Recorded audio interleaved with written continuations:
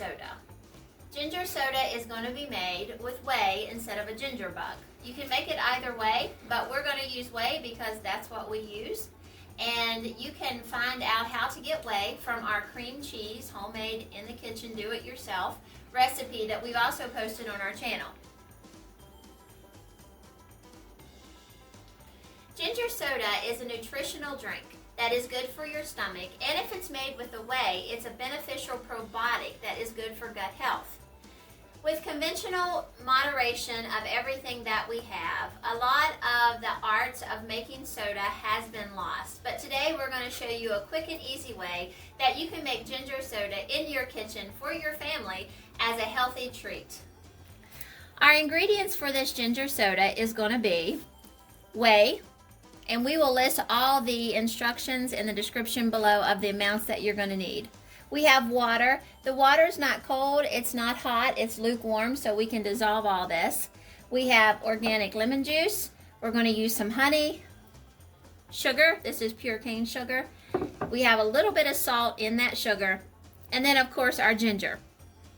My rule of thumb is if the ginger is organic, I don't peel it.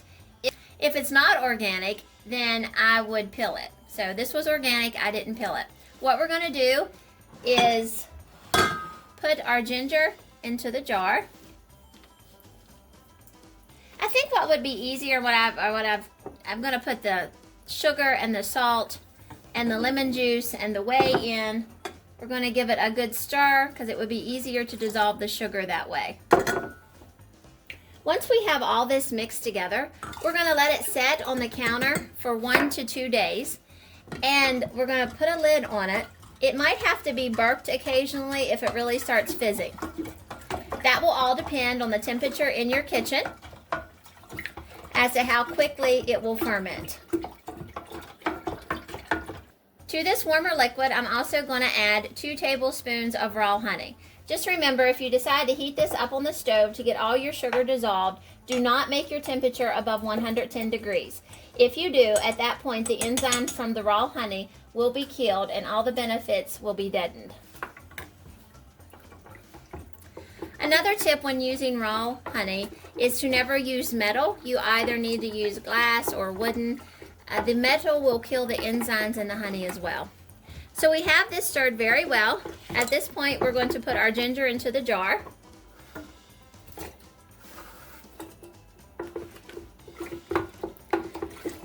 Give it a couple of good stirs. We're going to put our lid on and we're going to let it set on the counter. And within a couple of days, we'll show you the process of exactly how this is going to work. It's been a couple of days since we made our ginger soda. We left it set on the counter, and it didn't work quite as much as I thought it would. So we went ahead and bottled it. This has just set overnight in a warm place, which once it's bottled, it can also set on the counter for 1 to 2 days before we refrigerate it. As you can see, it has a lot of fizz in it. It's not been quite 24 hours since we bottled this, so we're going to leave it set on the counter for 48 altogether. Then we're going to put it in the refrigerator, give it a day to chill, and then we're going to see how it tastes. As you know, making the ginger soda is a long process. Today we're going to burp our bottles, and I burp the bottles into a pan or bowl because sometimes they leak, and I don't want to lose that. Once we've burped them, then I put it back in the bottle. This is their second day of setting on the counter. Well, fourth actually. 2 days that was bottled and 2 days in that gallon jar while it was brewing. So once we burp these, we're going to put them in the refrigerator.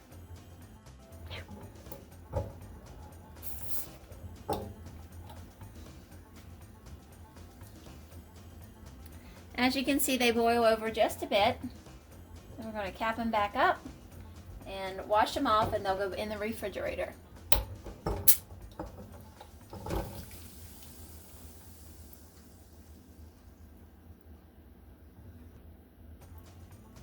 So once we get them all burped, I just pour the liquid back into the bottles, and now we'll store them and see what it tastes like. Our ginger soda has sat in the refrigerator for almost 24 hours, so now we're going to test it and see what it's like. We've already opened it and tested it some because we were anxious to see how it tasted. It ended up being good. There is a little bit of the whey taste that you can taste, but overall it's delicious. And for us it's good because on our homestead we don't buy pop or soda, whatever you may call it in your neck of the woods, we call it pop. So when we can make it for ourselves and we know what's in it and the ingredients aren't going to kill us, it's a win-win situation. It is good. We taste the ginger, we taste the whey.